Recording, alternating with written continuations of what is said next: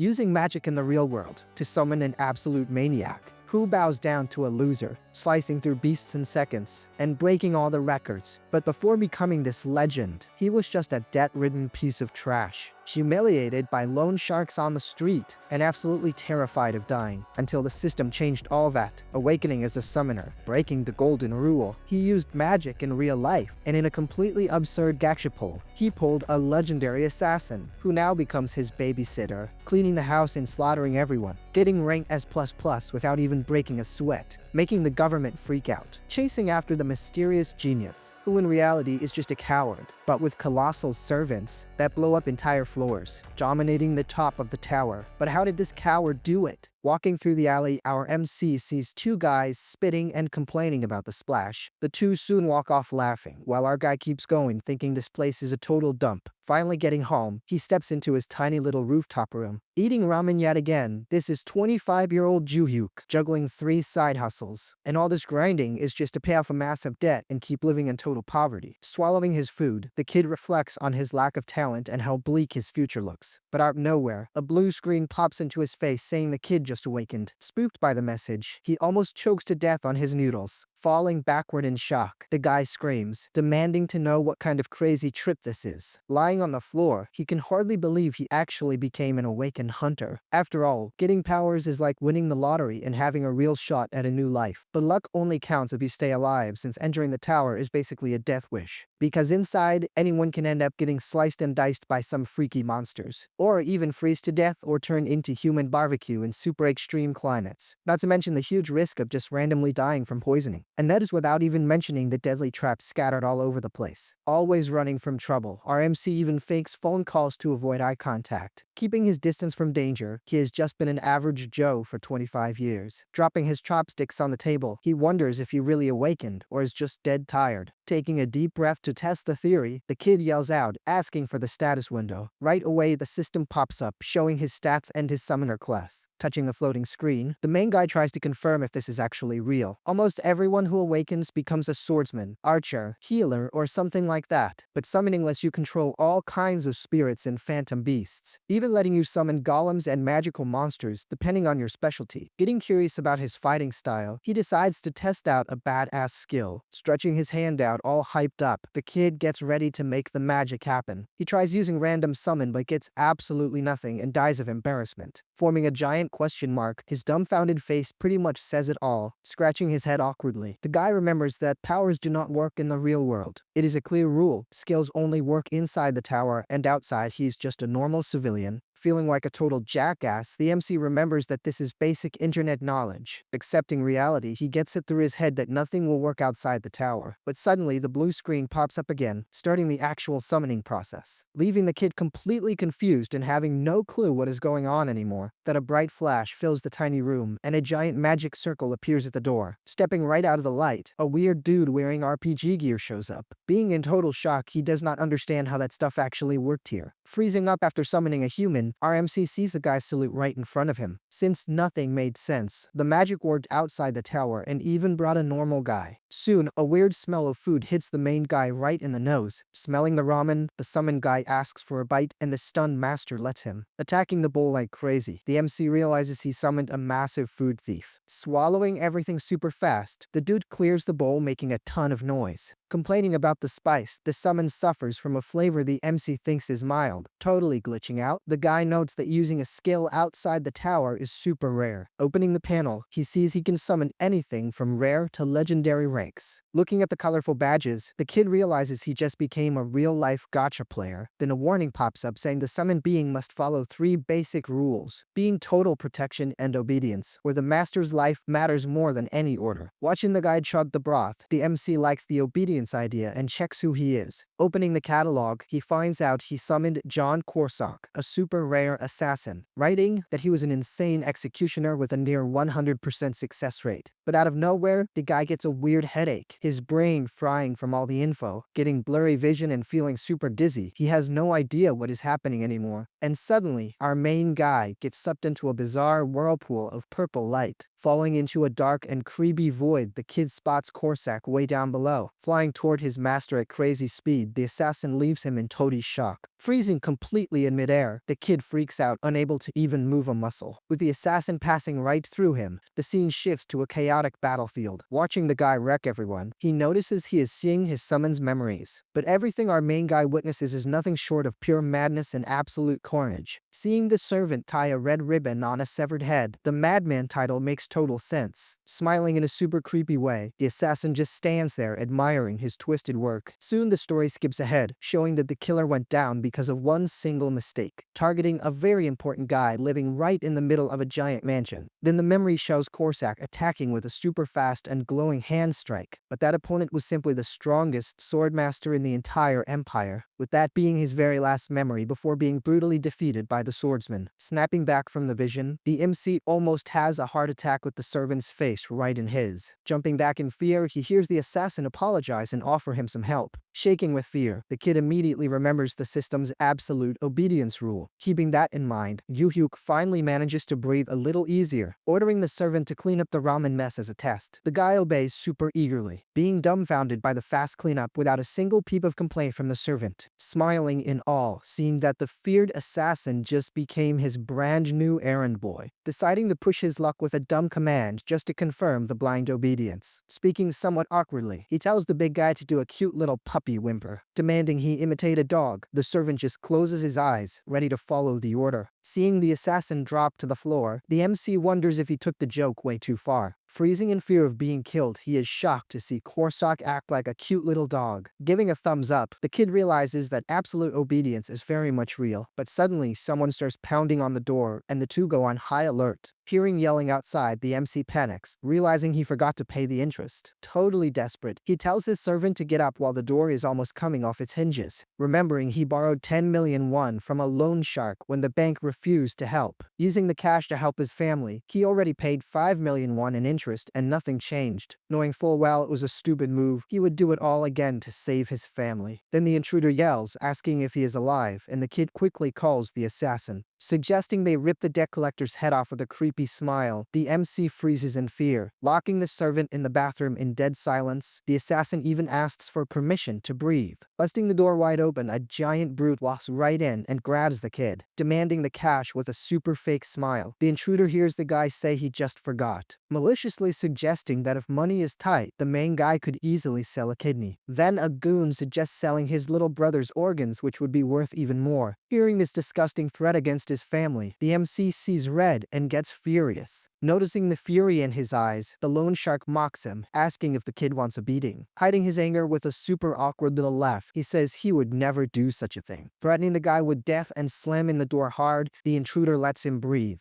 Walking out of the bathroom totally calm, Korsak takes the praise, saying he just followed orders. Feeling exhausted, the kid recaps his crazy day and realizes the only way out is facing the tower. Sitting down feeling down, the guy realizes he needs cash, but he is terrified of the tower. Soon, Korsak asks what to do, and the kid thinks about sending him back with the skill. Getting super hyped, the assassin asks to watch TV, saying it has been ages since he last saw one. Clueless about how he knows TV and ramen, the MC allows it, and the servant goes to watch a K-drama. Later, while the kid tries to sleep, the killer stays on the floor, glued to the K-drama. Lying in bed, the main guy reflects that having some company is not all that bad. Feeling a weird sense of comfort in his chest, the guy finally starts drifting off to sleep. Meanwhile, the assassin thinks about life, remembering that until now he always did everything alone. Out of nowhere, the TV news shows a bizarre crime about 3 headless bodies being found. With the super creepy detail being red ribbons on the heads, the MC jumps right out of bed. Quickly remembering Korsak's past, the kid immediately realizes the pattern is exactly the same. Terrified by the news, he screams the guy's name, who turns around smiling and salutes. Completely freaking out and pulling his hair, the guy realizes he summoned a total psychopath. Come the next morning, the news shows the blood-soaked office looking like pure chaos. Focusing the camera on a loan shark's hand on the floor, you can still see the gold rings. Making things way worse, the scene shows the 3 heads decorated with the red ribbons. Seeing the news on his phone, the main guy goes into shock, knowing he is totally screwed now. Working at the convenience store, he is a nervous wreck knowing it was Korsak, until someone calls him. Turning around suddenly, he has a terrible hallucination of the assassin holding a severed head. With his eyes wide open in sheer panic, the kid's heart almost beats right out of his chest. Making the creepy vision worse, the store turns into a head stash and the monster complains about it all. Falling into total despair, the kid lets out a scream and knocks everything over on the counter. Rushing over to help, his coworker sees him panting and barely able to speak a single word. Dying of embarrassment over the whole thing, he apologizes and helps the lady super fast. Leaving work totally exhausted, he decides he cannot go on like this and takes some time off. Walking down the cold street, the guy cannot stop thinking about the dudes who just died. Seeing people happy in the snow, the MC feels guilty, thinking he caused all of this mess. As the dark night sets in, the scene shows his tiny rooftop room in total dead silence. Back home, he checks the catalog and confirms that Korsak is seriously an insane assassin. Sitting on the floor, he tries to calm down, reminding himself he is safe, but the fear lingers. Deciding to take charge of it all, he uses the designated summon to call the assassin back. But instead of the killer showing up, a new system screen pops up that leaves him totally glitching. Reading the warning, he finds out he has to rate Korsak's service before summoning him again. Asking for a star rating, the MC finally understands the whole magical catalog review system. Getting super pissed about that brutal crime, he immediately thinks about giving just 1 star. But right when he is about to confirm the bad rating, the guy has a sudden crisis of conscience. Softening his heart right away, he feels it is messed up and ends up giving the killer 3 stars. With the notification popping up, the system confirms the 3-star rating for servant John Korsak. Remembering that his mom works in sales, he knows a low rating totally screws the worker over. Right then, the killer pops up again, all smiles and throwing a crisp salute to his master. Thanking him for the stars, he leaves the kid wondering if this cute guy actually killed someone. Gathering a lot of courage, the kid asks straight up if the servant was the one who killed those guys. Smiling brightly, the assassin confesses to cleaning the area, and the MC freezes at the confirmation. With reality sinking in that he is facing a real killer, his stomach does flips from pure nerves. Trying his best to keep it together, he remembers that the dangerous guy is actually on his side. Nervously asking how he found the place, the servant explains he marked the intruders beforehand. Shocked by the skill, the guy asks why the killer went out and acted completely on his own, saying it is right to nip evil in the bud. The assassin is told he never received any orders. Then Korsak reveals that he faithfully followed the 3rd article of the summoning rules. Reading that protection comes before obedience, the assassin can ignore orders if there is danger. Testing if he would be killed by giving that order, Korsak confirms he would disobey on the spot, arguing that there was no real danger. The servant points out the protection rule is pretty flexible, warning that the guys were a future risk. The kid freaks out, thinking that is total psycho behavior. Apologizing awkwardly, the killer does not even care, since he is used to his crazy reputation. Even trying to overlook all the madness, he realizes the servant is a literal ticking time bomb, immediately picturing the chaotic scene of accidentally bumping into some bully out on the street. Knowing the bully would curse and threaten him, something any normal person would just ignore. But in Korsak's crazy head, that would be more than enough reason to gift wrap the lunatic's head. Terrified by the idea, the MC grinds his teeth, picturing the guy happily picking out a ribbon. Out of nowhere, the assassin kneels, begging for forgiveness, making the awkward kid tell him to get up. Warning that killing brings trouble, the servant won't promise to stop it, says he will hide the tracks. Insisting that random killing is insane, the servant promises to try and judge situations better. Seeing that he is as obedient as possible, the guy relaxes and dismisses the summon for now. But right before vanishing, Korsak asks if the master is not planning to climb the tower soon. Freezing completely in place, the kid just stands there staring right into the dark void. Clenching his fist tight, he knows the tower is the golden ticket to finally change his life. Immediately picturing a giant monster right in front of him, the kid is terrified of becoming lunch. Quickly changing the subject, he asks about former masters, and the guy confirms everything. Fondly remembering the past, the assassin says they were all extremely fearless warriors. Feeling like absolute garbage, he notes that he lacks the guts to even leave his own room. When Korsak starts praising him, he is cut off by the guy calling himself a massive coward. Finishing the sentence by yelling, the servant says he is the best, leaving him totally lost. Holding him firmly by the shoulders, Korsak points out that safety always comes first. Smiling wide, the killer says bravery is poison, and a brave summon always dies way too early. Exuding a lot of confidence, he tells the kid to chill because he will handle all the dirty work. Vanishing right after that, the assassin wishes the kid a long life, leaving him deep in thought. Having major insomnia that night, the MC rolls around in bed, wondering what to do with his life. Questioning if he should risk it all, he wonders if it is better to live life without that huge debt. Deciding to stick to his safe side hustles, he believes things will eventually work themselves out. But as he stretches, the sharp back pain reminds him of his hard life, and soon his phone rings. Answering the call, his dad mentions a better hospital and reveals that his mom just got fired. Freezing at the awful news, the guy hides his nervous voice so he won't worry his parents. Saying goodbye and promising a nice visit to eat together soon, he tells his old man to take care. Hanging up the call, harsh reality comes knocking at his door, demanding a whole lot of cash again. When the next day arrives, he puts on a vest and a helmet, heading for the tower with a bat. Planning to peek at the first floor and run if things get dicey, he tries summoning better help. Thinking fast on the street, he decides not to call that total fluffy psychopath again. Holding on to strong hope, he tries to get a brand new servant who is way less crazy. Smiling confidently, he already pictures himself pulling a legendary unit from the summon gacha, getting hit with a harsh reality check. The system screen warns him that the skill is locked. Almost falling backward from the warning, he reads that the cooldown time is 1 whole month. Being completely out of options there, he calls Korsak, who shows up thanking him for the high rating. Finding the fake stars weird, the kid hears praise about planning to run just by looking at the tower. Snatching the bat from the guy's hand in a hurry, the assassin says he will hunt everything for him. Guaranteeing his master's absolute safety, he tells the kid not to lift a single finger in there. With a new floating system warning popping up, it asks if he wishes to enter the Black Tower, warning him in another purple message. The system says that only the first floor is unlocked. Quickly asking if he can go all out, the main guy confirms it, and the servant clicks on the screen, rapidly confirming their grand entrance. An intense blue glow completely surrounds the two of them. Getting sucked inside with full force, the MC screams for Korsak as he gets dragged away. Falling into a tunnel made of light and data, the two of them plummet at crazy high speeds. Screaming in total panic, the MC has his face completely deformed by the wind from the drop. Meanwhile, Korsak is just chilling, surfing on a board of light straight down the digital tunnel. Landing in a desolate wasteland, the young guy is finally inside the infamous Black Tower. Taking a quick look around, he notices that the entire first floor is a total desert. Suddenly, a really strong wave of nausea hits him because of that bizarre, dimensional trip. Puking his guts out right there, he hears Korsak telling him that he will get used to it soon. Already fully recovered, the assassin points ahead, telling him they should leave the safe zone. Crossing the barrier, warnings pop up, showing increased stats and newly unlocked skills. Feeling his body change instantly, the guy now feels way stronger and finally gets the hype. Looking at the mission, he has to kill 5 fat grubs in just 2 hours or he is totally dead. Pointing out the targets from afar, Korsak shows the giant grubs crawling through the sand. Remembering his research, he knows these grubs are basically the tower's training dummies, almost never attacking. They have skins so thick that it is an absolute nightmare to kill them. Recalling the stories, the MC knows it takes folks about 30 minutes just to kill one of them. But now, clenching his fist tight, he wants to prove that he is a real player too. Deciding to kill one all by himself, he charges in while the servant watches, totally clueless. Already on the way, the kid realizes he has no weapon and thinks about asking the killer for one. But the second he turns around, one of those giant grubs pops up right in his face out of nowhere. Rearing its whole body up, the nasty bug glows green and glares at the guy, ready to strike. Freezing up instantly, the kid gets completely paralyzed by pure, unadulterated fear. With a super shaky and desperate voice, he lets out a cry for help to his trusty assassin.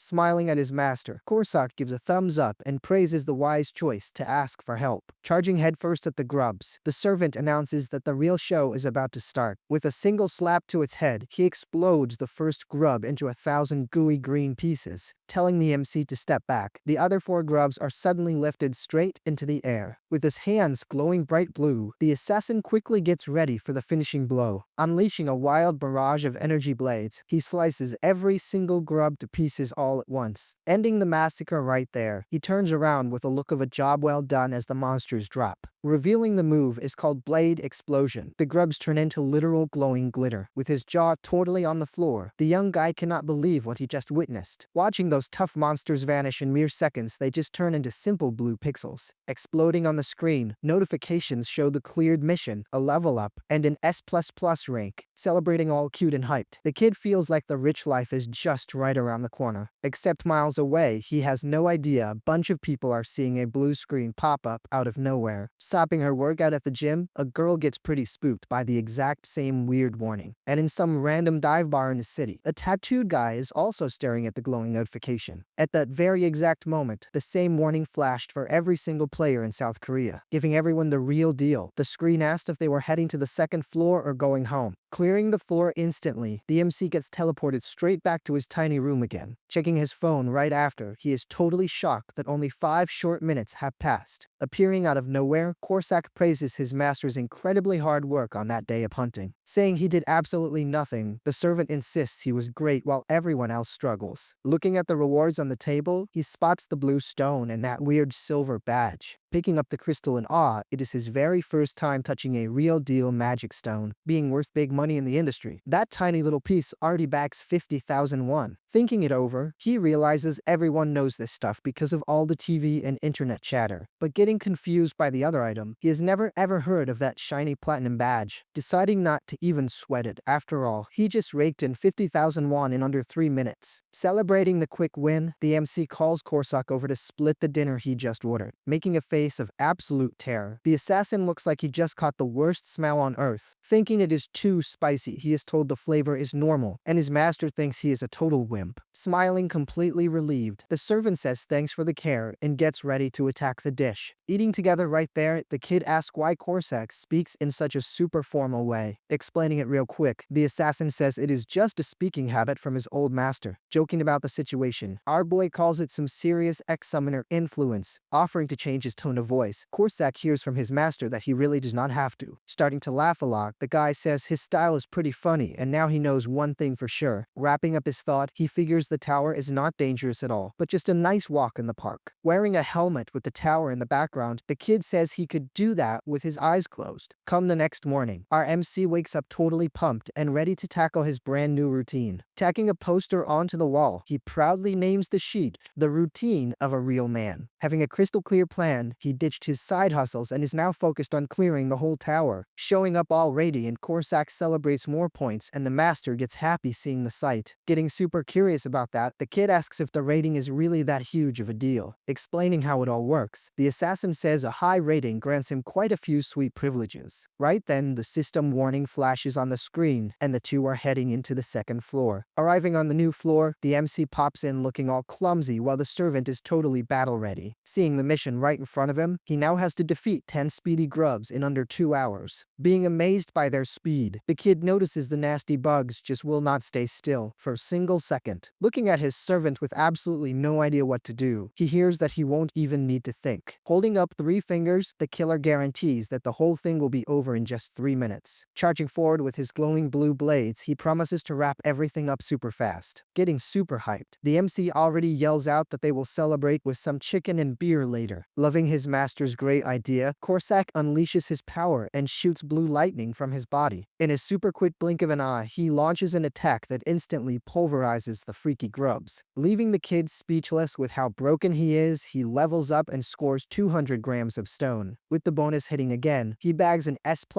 rank and another shiny platinum badge for his pocket. Looking at the sweet rewards in his hand, he wonders if clearing the tower is just way too easy. Hitting the 3rd floor, Korsak lands, striking a cool pose while the guy almost falls flat on his face. In a super quick flash, the 3rd floor becomes ancient history with more levels and an S++ rank. Cruising through the 4th floor at the very same pace, Korsak just keeps wiping the floor with everything. Reaching the 5th floor, the exact same thing happens again and the kid gives his servant a solid high five. Suddenly, a special warning flashes saying that he successfully collected 5 shiny platinum badges. Being in total shock at the news, the kid tries to guess exactly what kind of sweet bonus this could be. Revealing the big mystery, the system says he can now summon 2 different servants at the exact same time. With his status screen fully updated, he is now sitting at level 6 with 2 awesome summon slots ready. Loving the big news instantly, the guy thinks how Korsak alone is already a literal one-man army. Admiring the shiny badges, he notices that the S++ rank gives some seriously overpowered rewards. Picturing a bright future with one more servant, his safety will be totally guaranteed and unstoppable. There's just one tiny little problem though. The summon gacha still needs a full 20 days to cool down. Saying the team will be fully complete soon, Korsak announces that tomorrow's target is the 6th floor. Meanwhile in downtown Seoul, the vibe over at the Awakened Agency is getting pretty heavy right about now. Inside a super fancy office, an entire squad is sitting there in absolute dead silence. Full of intense expectation, Agent Gwang-il is just waiting for the next global announcement to drop. Sneaking up real quietly right there, his co-worker Min-ah asks if he is all hyped up once again. Almost jumping right out of his chair in shock, Gwang-il complains while the girl confesses she's curious. Asking for updates, she confirms the 6th floor was cleared with an S++ rank and he is stunned. Realizing that the announcements just will not stop, Gwang-il notes it is the exact same person clearing it all. Picturing some insane genius behind this, he freaks out over that absurd rank dominating it all. Frustrated with the whole thing, he slams his fist on the desk, making everyone jump in terror. Seeing the tension in the room, Director Park says Korea's record was only an A rank and nothing else. Explaining that other countries poach talent or even kidnap the best players, he gives a warning. Running against the clock, they need to find the guy right now and monitor every new record. 2 days later at the MC's house, his winning streak is still going full steam ahead. Asking if today's target is the 8th floor, the servant in pink gloves excitedly confirms. Watching the assassin clean the house, the kid figures everything up to the 10th floor is just a warm-up. Right after that, they enter the 8th floor, landing in a dense, fog-filled forest. Getting the mission to hunt 10 frog warriors, the monsters instantly surround the duo. Attacking first with everything it has, a giant humanoid frog shoots a massive purple tongue at them. Wasting absolutely no time, Korsak immediately summons a blue energy blade right into his hand. Using fast and precise slashes, he slices all the frogs at once, turning them into frog meat. Raining notifications on the screen, he levels up, gets stones, potions, and the S++ rank again. Back in the room, the assassin congratulates his master, who literally just watched the slaughter. Thanking him for the easy fight, the MC hears that things get super real starting on the 10th floor. Opening his wallet right then and there, he offers Korsak some cash to go out and have fun. Refusing instantly, the servant says he won't leave the MC's side, shocking the kid with the rule, suggesting some fried chicken as a treat. Korsak goes crazy for the idea, wearing a chicken hat. Placing a nice big order with 0 spice, the MC decides to check out all his piled up loot. Looking at the tower's healing potion, he immediately sets it aside to gift it to his servant. Seeing the pile of magic stones, he realizes he can already turn all that into cold hard cash. Reaching the 10th day, ready to fight, he thinks about quitting his day job for good. Remembering that the 9th floor was a total breeze, he notes the S++ rank is basically standard now. Toasting to the servant's success with a smile, he even forgets the guy is a literal killer. Then the system says Korsak's satisfaction just earned him 1 more hour in the real world. Celebrating the great news, he sees that being a good boss and giving 5 stars really helps. Totally thrilled with the news, Korsak makes a heart sign, promising to protect his master every single minute. With the warning popping up on the screen, they are entering the Black Tower's 10th floor right now. Getting a physical upgrade, the MC's body can finally handle the strain of a much higher level. Having his combat skills and special traits fully unlocked once again inside the tower. Arriving on the new floor, the kid feels true strength coursing through all of his veins. Overflowing with energy in his core, his muscles tense up from so much stored up power. Picturing a wild horse in his mind, he feels like an absolute untamed stallion right now. Tapping his servant on the shoulder, he announces that today he is finally going to help out in battle. Panicking completely at the idea, the assassin says he will kill himself if his master gets hurt. Throwing on a horse mask, the MC gets ready for the fight, determined not to just stand and watch. But peeking from behind a tree, he comes face to face with a giant green eye staring right at him. Spotting a colossal praying mantis, the floor boss, he almost falls backward from its sheer size. His panic returning instantly, he wonders how any normal person could ever fight a monster like that. Thinking that 2-on-1 against a bug is cowardly, Korsak does not even care about that at all. Glaring at them with pure disgust, the mantis looks like it is having human for dinner tonight. Going back to cute mode, the kid grabs cheerleader pom-poms and yells for Korsak to wreck it. Raising its glowing purple sides, the monster attacks the assassin with every ounce of its strength. Dodging it like it is absolutely nothing, Korsak leaps into a counterattack, spinning in midair. With his eyes burning with absolute rage, the assassin gets ready to deliver the final, lethal blow. unleashing a sequence of slashes in a flash. He slices the giant bud to pieces in mere seconds. Watching the non-stop notifications, he cleared the 10th floor, leveled up, and got more platinum. Landing triumphantly on the ground, Korsak celebrates the cleared mission, and his blades vanish. Asking if he wants to keep going or go home, the system pops both options right there on the screen. Checking his inventory before leaving, he already has 5 kilos of magic stones stashed away. Remembering he earned a sweet privilege with the first 5 platinum badges he collected before, seeing that 10 badges grant a brand new perk, the MC decides to focus on that right this second. With a super eager smile on his face, he keeps imagining the system's next broken superpower. Revealing the rare privilege, he can copy one skill and sees Korsak's giant list of moves. Being super straight to the point, the assassin tells the MC to pick Shadow Step right away. Asking why he chose that one, Korsak explains it is the absolute best skill for running away. Feeling a little offended by the suggestion, he asks if he really looks like a guy who runs away. Confirming the skill copy, the notification pops up saying Shadow Step has been acquired. Getting all hyped up about the skill, Korsak says the real secret to fighting is all in the footwork. Curious about his new power, he tries to activate Shadow Step right there in his room just to test it. Complaining it is unfair that only the summon works, he sees his own skill did not activate at all. Reaching his 11th day in the tower, the kid decides to make the phone call that changes everything. Calling the awakened agency, he awkwardly introduces himself as Ju-Hyeok over the phone. Celebrating the call on the other end, the operator schedules an official government home visit. Collapsing from exhaustion after hanging up, he only did all that just so he could sell his magic stones. A little while later, a woman wearing a suit is walking through a super crowded parking lot. Asking about the S++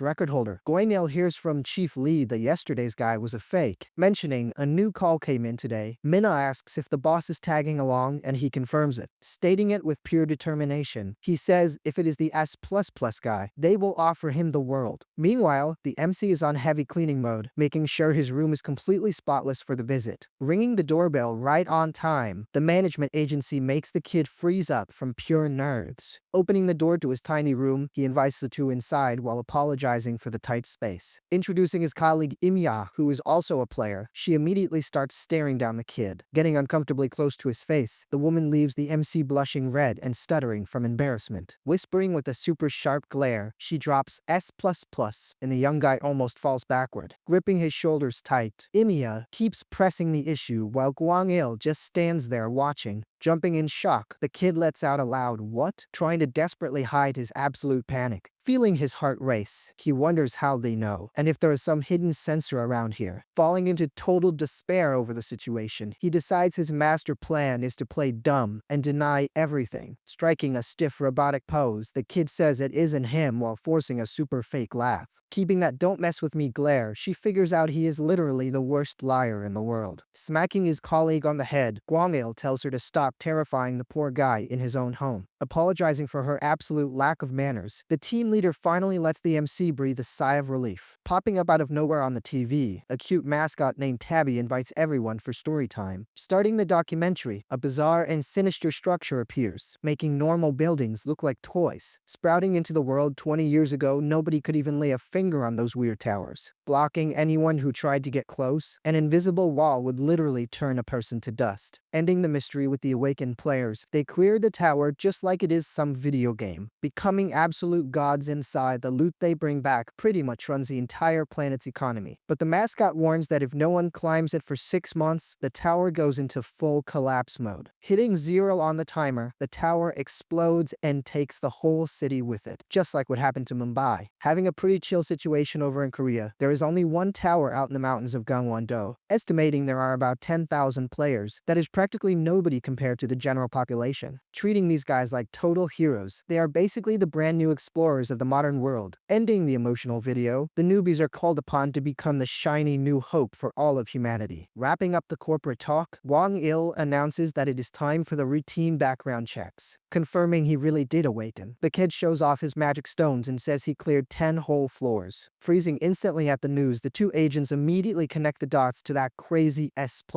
record. Locking her eyes right back on the MC, Imya feels like she finally found the needle in the haystack. Dropping the fatal question, she demands to know everything about that global S++ rank announcement. Trying his best to keep his cool, the MC calls the guy a genius and laughs super awkwardly from pure nerves, but his face totally gives him away with nervous tics and a very suspicious forced little smile. Changing the subject, Gwang-il explains the difference between the elite team and the agency's general squad, explaining that the general squad are basically freelancers while the elite team works directly for the government, getting the best of the best in return, like fat stacks of cash, weapons, and top-tier security outside the tower. Hearing the word salary, the MC completely spirals, terrified of becoming the absolute center of attention. Imagining reporters hunting him down all day, he lets out a desperate internal cry for help. Having the idea of being famous terrified the kid way more than any monster ever could. While explaining the mandatory body cam, the agent gets completely cut off by the kid right then and there. Announcing he will just stick to the general team, he leaves Gwang-il completely baffled and confused. Insisting that the general squad sounds just perfectly fine, he confesses he is scared to death of all that stuff, saying with a smile that he just wants to farm on a safe floor and collect his pocket change in absolute peace. Trying to push the idea, Gwang-il sees that the MC stands his ground and leaves them both hanging. Quickly looking away, Imia convinces herself that he is just another completely false lead, thinking he is just a massive coward who wants an easy life. She finds his whole attitude utterly pathetic. For the hardcore agent, our main guy totally lacks a true hunter's most important trait, pure determination, being way more diplomatic. Gwang-il respects the young guy's choice, who thanks him super awkwardly, asking him to enter the tower right now. The leader wants to make his registration official and the kid agrees. Suggesting a quick little raid, the MC easily figures out that this is still some kind of secret capacity test. Accepting the proposed challenge, he says he will be back in 2 hours, and the agent promises to wait right there. Dropping a "don't push yourself too hard" with total superiority, she says they will just chill right there. Getting ready for the mission, the kid is all set to either put on a great show or totally embarrass himself in the tower. Offering the TV and some drinks to the two of them, he books it straight toward the shiny entrance portal. Glowing super bright, the portal sucks the kid right in with a loud blue pop right in front of the agents. Confirming his awakening is totally real, Gwang-il asks his coworker what she thought of the weird newbie. Saying he looks like a giant scaredy cat, she bets hard that he will quit right on the 11th floor. Explaining that place is pure psychological terror, the absolutely disgusting and terrifying centipede tunnel. Having to kill 100 giant centipedes, she is absolutely positive he's going to go into total shock, predicting he will just run back to the safe zone and beg to leave. Gwang-il totally agrees with her. With that in mind, the team leader decides to call the agency's director directly to report back. While telling the boss the MC is a total dead end, our guy summons Korsak inside the tower. Arriving in a massive blast of energy, the assassin salutes, completely ready for duty. Checking the mission out, they need to wipe out 100 centipedes in just 3 hours to clear it. Getting goosebumps from the gross bugs, he hears the servant guarantee he will kill them all in 5 minutes. Interrupting him instantly, the kid warns him not to get an S++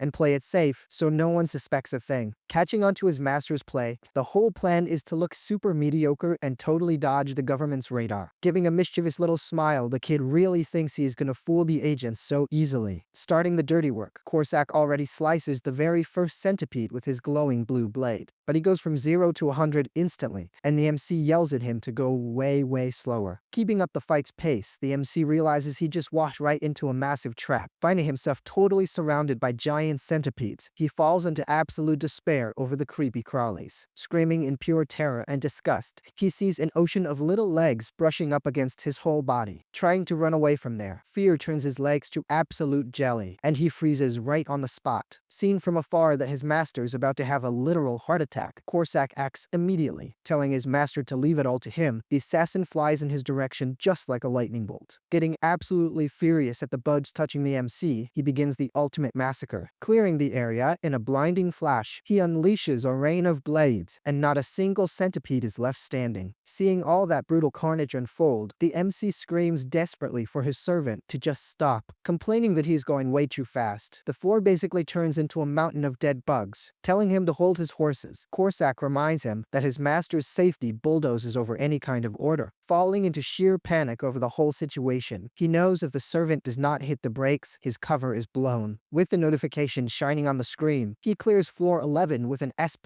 rank and bags the platinum. Mourning his master plan that just went straight down the drain, the kid hears his servant apologize in spirit. With no way to turn back time, the MC decides to step out of the tower and face the music out there. Commenting back in the apartment, Emiya says it has already been 5 minutes and he should be heading back now. With a system window popping up right in front of them, Won-il yells for his coworker in total shock. Looking at the global announcement, Korea's 11th floor was just cleared with an S++ rank yet again, materializing in the living room at that exact same second. The kid leaves both agents with their jaws completely on the floor. Unable to process what he just saw, Gwon-il hears Min-ah explain that the MC finally logged out. Arriving at the exact millisecond of the announcement, the young guy stares at them both dead serious. Letting out a really heavy sigh, the kid says he really did not want things to reach this point. With his eyes glowing a menacing red, he warns them that unfortunately he is gonna have to silence them both. Looming like an absolute monster behind his master, he threatens the agents and leaves the duo in pure panic. Shouting his servant's name, he gives the strict order to capture them both right then and there. Flying at them in a blinding flash, Korsak attacks with a speed that the human eye simply cannot even track. But all of that was just the MC's overactive imagination, as in reality he just screams in total terror. Having a desperate mental breakdown, he yells that he never ordered anyone to kill anybody at all. Picturing the agents with gift ribbons wrapped around their severed heads, all he can do is endlessly apologize. Seeing him shaking in real life, Emiya asks if everything is okay, and Gwon-il calls out his name. Collapsing on the floor, sweating buckets, he excuses it by saying it is just his wild persecution complex acting up. Standing up super awkwardly, he apologizes once more, and Gwon-il completely doubles down on the big proposal. Trying his absolute last card of the night, he says the timing was purely a total coincidence seriously. Not buying the excuse for a single second, Gwon-il says the timing was way too perfect, but the kid stands his ground. Giving a fake little chuckle, the agent pulls out a thick folder and says they are moving straight to the contract now. Grabbing the paper, the MC almost has a full-blown stroke seeing it is the super exclusive elite contract. Explaining that his case is totally different, Gwon-il says he is simply operating on a whole other level. Called the ultra elite contract, it was a special tier meant only for massive outliers inside the tower. Checking out the absurd perks, he would get 12 billion a year, huge mansions, and even a private escort. Even gaining total immunity in the process, he would basically be above every single law in the country, confirming it is absolute royalty tier. Today, only the #1 rank in Korea actually gets this kind of deal. Asking him to read it over carefully, the agent gets hit with a super dry no from the kid right on the spot, yelling that if it isn't the standard contract, he doesn't even want to be a real player anymore. Glitching out over him rejecting a literal fortune, he hears the young guy say he absolutely hates drawing attention. Being a total nightmare for him, the MC once fled a store just because someone said a simple good morning. Stopping his visits to a diner, he got recognized by the owner, and his weak heart just could not take it. Looking at each other, the reality finally hits them, and they realize he is the biggest introvert in human history. Shrinking into the corner of the wall, he explains he really does not want all that heavy burden on his shoulders. Realizing he won't win this by wearing him down, Gwon-il finally agrees to draft up the standard contract. Shaking hands to seal the sweet deal, the young guy knows that huge money always comes with huge responsibilities. Being in the elite, he could never stop climbing and would be forced to face absolutely every danger head-on. Vastly preferring his own peace of mind, he just wants to live a slightly more comfortable, quiet life. Cutting the scene over to the management office in Seoul, the heavy tension is totally palpable in the air. Reading the report furiously, the director grills Gwon-il about the super shy guy with absolutely zero drive. Not understanding how a coward pulls S++ ranks, the agent thinks the MC is just a truly unique figure. Remembering the kid's smile, he concludes he is the rarest, average citizen he has ever seen in his entire life. Asking if there wasn't some kind of mistake, Emiya guarantees the timing of the S++ rank was flawless. Slamming his fist hard on the desk, the big boss yells to bring the genius into the elite no matter what it takes. Agreeing with a super firm look, Gwang-il makes it his absolute life mission to somehow recruit the MC. Back at the kid's tiny pad, he keeps pretending to be mad and completely rejects the elite offer again, standing by his side endlessly apologizing again. The MC sighs and threatens to unsummon him on the spot. Right after that, our young guy steps onto the 12th floor to hunt down 20 fierce ice weasels. Summoning Korsak, he gives the royal order to take it slow, and the servant just screams pure loyalty. Smiling at his master plan, he figures he will finally look like a normal player and dodge the agency completely. Freezing solid right along with his plan, the kid shakes like a leaf, complaining about the absurdly biting cold. Thinking he dressed warm enough, he feels the tower's true temperature, and his servant notices he is super pale, spiraling into total panic. The assassin promises to finish it all at the speed of light just to warm him up. Screaming at him to slow down, the MC watches his servant flip on turbo mode and completely tune him out, yelling that a cold on his master would be totally incurable. He claims the MC's life is at serious risk. Trying to flex his absolute obedience authority, he sees it is totally useless, and the servant is practically possessed, resulting in yet another S++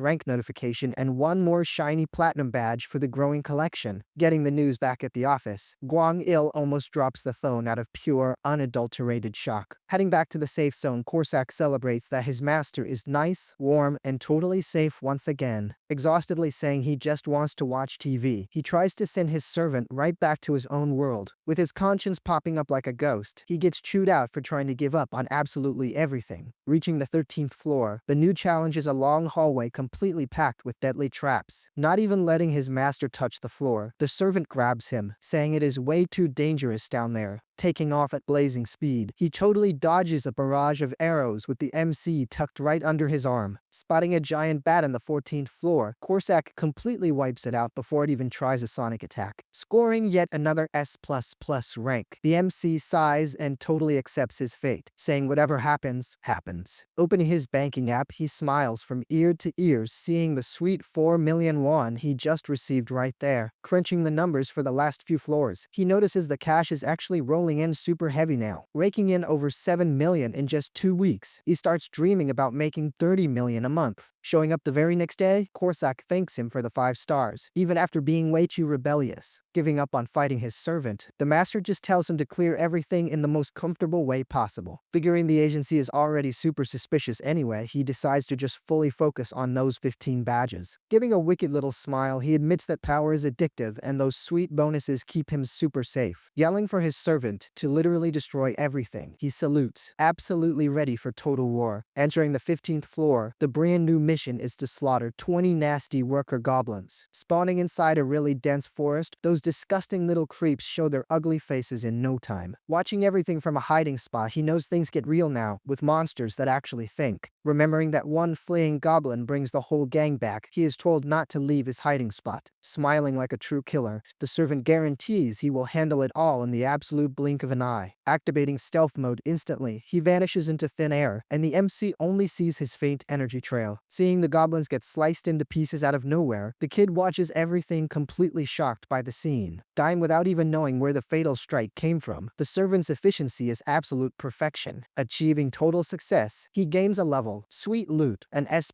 rank, and unlocks the next floor of the tower. Materializing back in the apartment, master and servant appear in that classic blue aura all over again. Landing squarely on the bedroom floor, they just stand there catching their breath after the crazy fight. Quickly opening the inventory, the bright blue system screen lights up right in the middle of the dark room. Floating just like glorious trophies, there they are, the 15 shiny platinum badges he managed to collect. Seeing the system announce the brand new perk, the kid almost jumps out of his own skin with pure joy. Remembering he already got a summon slot and a skill, he wonders what awesome stuff is coming his way now. Confirming the pop-up, the sweet reward is an energy shield kit dropping right into his digital inventory. Looking at a gorgeous golden bracelet, the MC wonders exactly how that fancy new shield actually works. Equipping the accessory, he reads that the shield absorbs raw damage and scales up with his level. Activating a glowing blue dome, the MC realizes realizes the item is not actually locked exclusively to the tower. Bursting into laughter at the huge discovery, he notes that he now has literal protection in real life too. Speculating about selling it, he could easily make 3 billion won and literally retire right now. But the looted Ichin speaks way louder, and the servant says he can't guarantee an S++ on 416. Getting a bit deflated by the answer, he wonders if the easy street has finally come to a dead end. Happily munching on his snack, Korsak completely misses his master's dramatic little existential crisis. Stuck in a cruel dilemma, he is torn between selling the bracelet or pushing his luck all over again. Grilling the agents back at the office, the director asks about the disappearing S++